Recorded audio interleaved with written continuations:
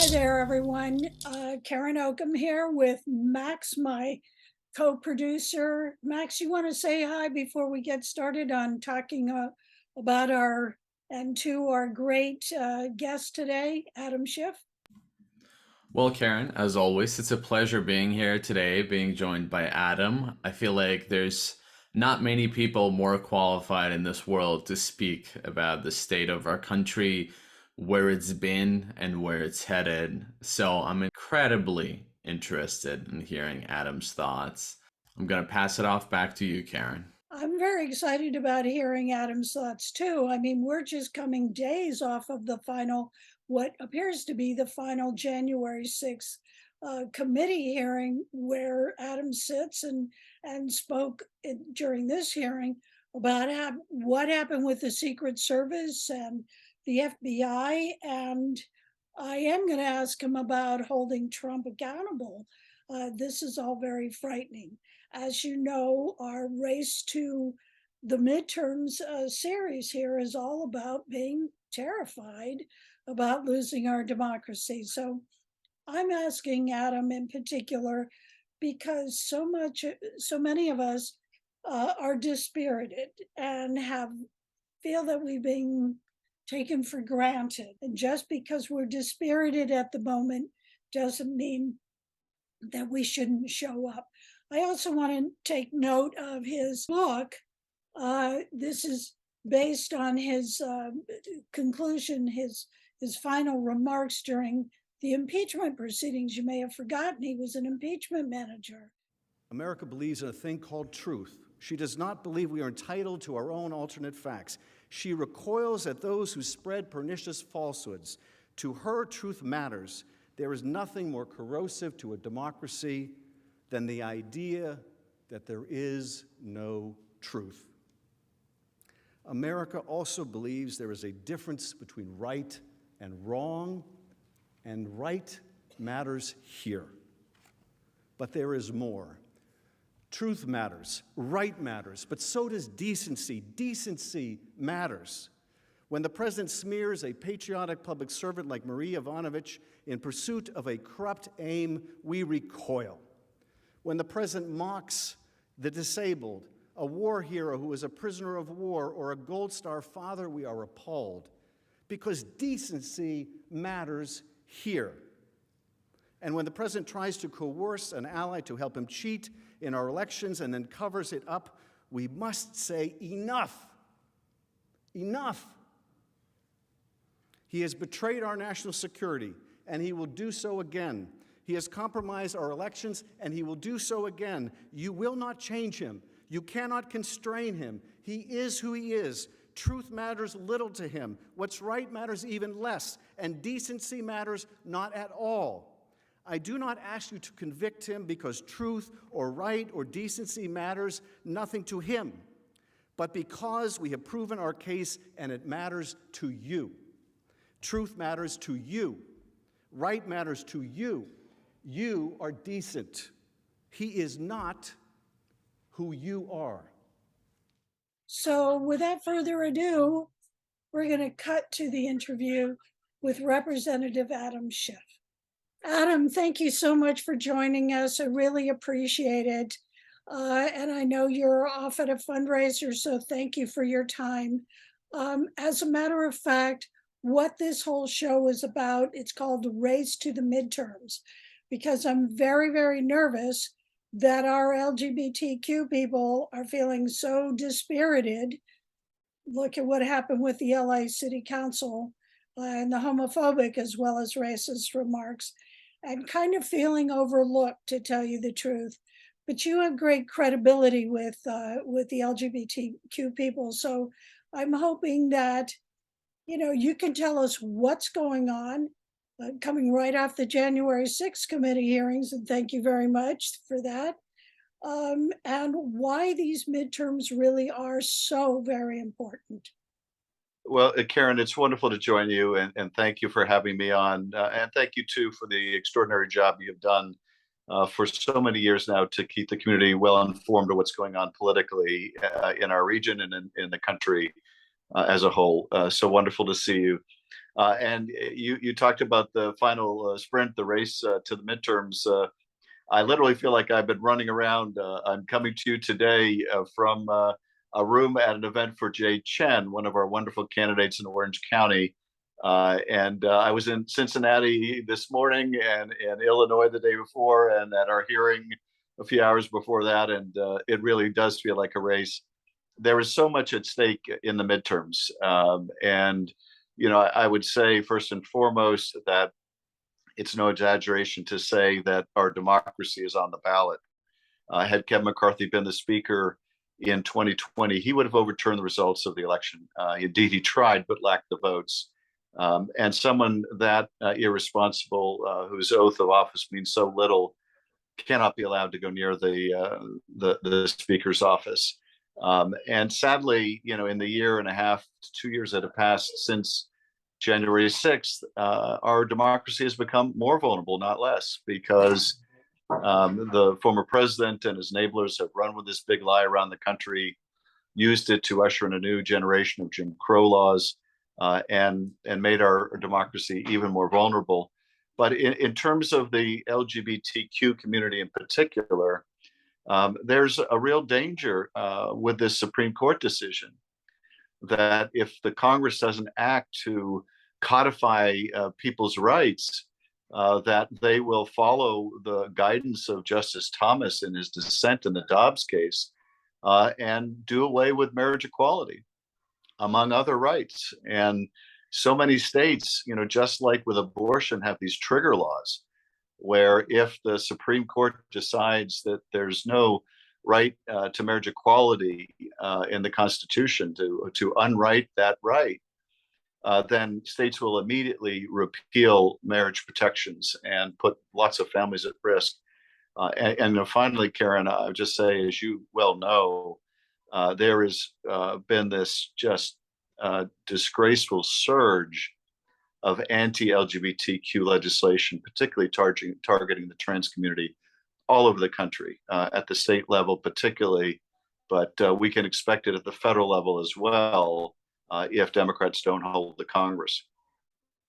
So is there going to be any accountability? I mean, so many people go, well, why should I bother voting? The Republicans are going to come in, even if they don't come in, what's going to happen to Trump? The Department of Justice isn't going to hold him accountable. He's just going to skate as he always has.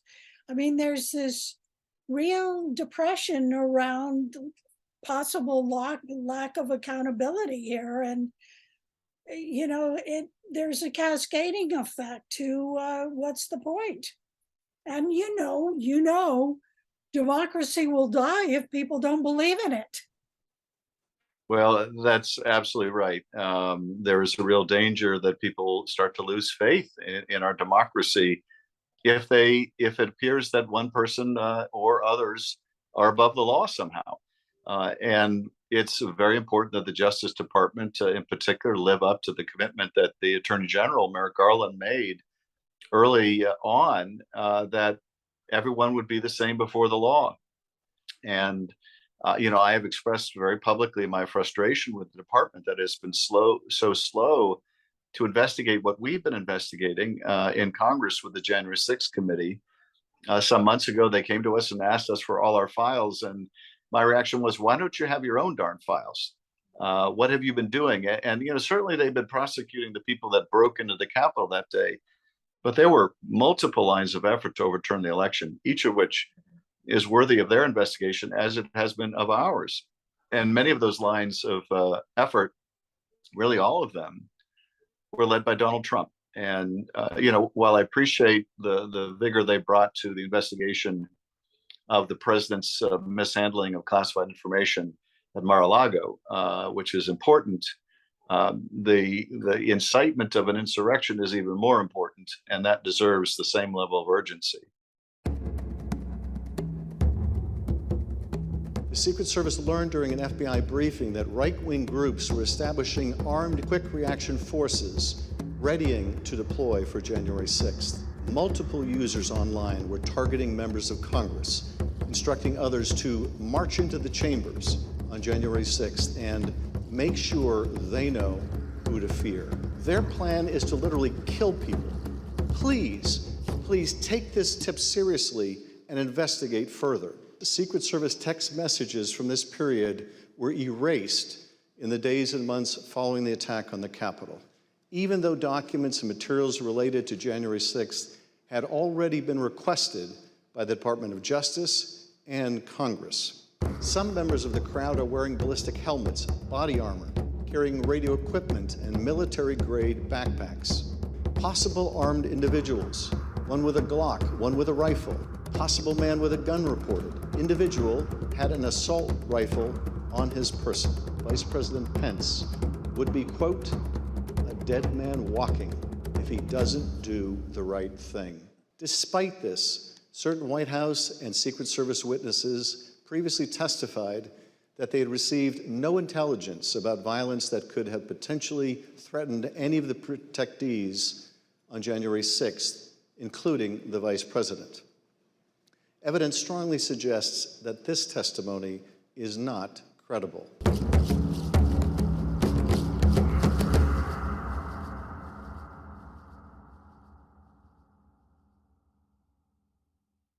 One of the things that I also wanted to bring to your attention is, I now work at Public Justice, which is a nonprofit legal advocacy organization. I'm very excited to be working there. And my executive director, Paul Bland, wrote an op-ed for The Hill about how there is a need to expand the Supreme Court and actually impose term limits. And I was on a teleconference call, a town hall with you, and you expressed some indication that you supported legislation that might do the same. So do you agree with Paul that we need to expand the Supreme Court? What's your position, and what legislation are you talking about? Yes, I very much agree. Look, the Supreme Court was stacked by Mitch McConnell, working with Donald Trump, but it was stacked by withholding a justice, withholding even a hearing for Barack Obama's nominee, Merrick Garland, for almost a year. And then, in completely hypocritical fashion, jamming down an appointment down the country's throat with Amy Coney Barrett while people were literally voting for Joe Biden in the weeks before that election. And as a result, there are two justices on that court that don't belong in that court. There are many others I don't think belong because of their extreme ideology, but those in particular don't belong because Mitch McConnell gamed the system. And I don't think we can just accept that. I've got two kids in their early 20s, and I'm not content to have them live their entire lives under a partisan reactionary Supreme Court. And let's make no mistake, this Supreme Court is not a conservative court, not in the constitutional legal sense. If it were a conservative court, it would have some respect for precedent. No, this is a partisan court with a reactionary social agenda. And so I think we need to unstack the court by expanding the court. And I'm supporting legislation to do that. I'm also very much supportive of term limits on the justices so that we don't run into this problem again. And I think that can be done constitutionally. It wouldn't mean that justices were basically removed entirely from the bench when their term expired, but it would mean that they would go from serving on the Supreme Court to serving again on the Court of Appeals or on a lower court. I think that would be very consistent with the Constitution. And what's more, having a term limit, a reasonable term limit, would be consistent with what the framers expected would be the longevity of justices on the court. They never imagined that justices would be there for decades and decades. So I think it would be consistent with what they intended as well. If the Republicans win in the midterms, would that mean that any legislation to expand the court would go away? Or what would happen to this idea if Democrats don't win this midterms?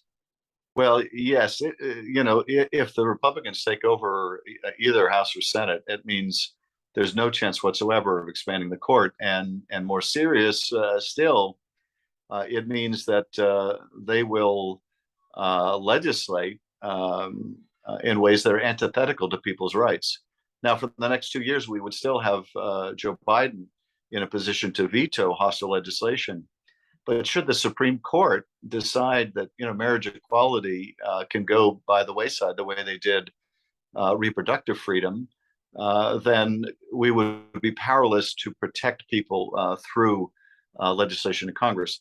Conversely, if we hold the House and we are in striking distance of doing that, and we grow the Senate, and given the terrible nominees that the GOP went with, the Herschel Walkers, the Mehmet Oz's, and others, we have a good chance of expanding the Senate. But if we can grow the Senate by a couple of seats and finally do away with the filibuster, then we can pass a marriage equality law that makes that the law of the land and puts it beyond the reach of this reactionary Supreme Court.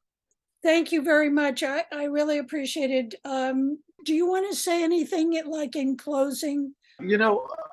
What I would like to say in closing is I will never forget the evening after Donald Trump was elected, gathering with folks at the LGBT Center in Los Angeles.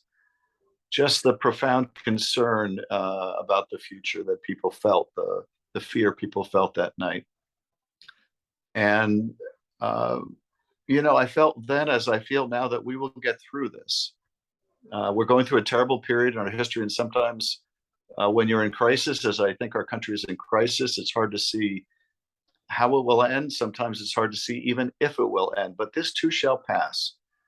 But I think what we do in this moment will determine how quickly it passes and how much damage we suffer along the way. So we all have a role to play right now. And the LGBTQ community, which is growing all the time in strength as a part of the voting population, could be the decisive influence in the midterms, both in terms of whether we hold the House and grow the Senate, but also in repudiating Donald Trump. The Republican Party will not part company with him because he's a liar. They're okay with that. They won't part company with him because he's unethical. They're okay with that too. They won't even part company with him because he's a danger to the country, though he so obviously is. They can live with all of that. They will only decide to part company with him when they decide that he's a loser. And more importantly, he's a loser for them. And so if we can upset the expectations and win these midterms, they will cast blame where it lies, which is with Trump and all he stands for. And it will be the beginning or the continuation of the repudiation of Trump and Trumpism, which is so important for our country to move forward. So these are critical midterms. I think the LGBTQ community, as always, will play a critical role. And I just consider myself very fortunate and very proud to be an ally. And thank you for having me on.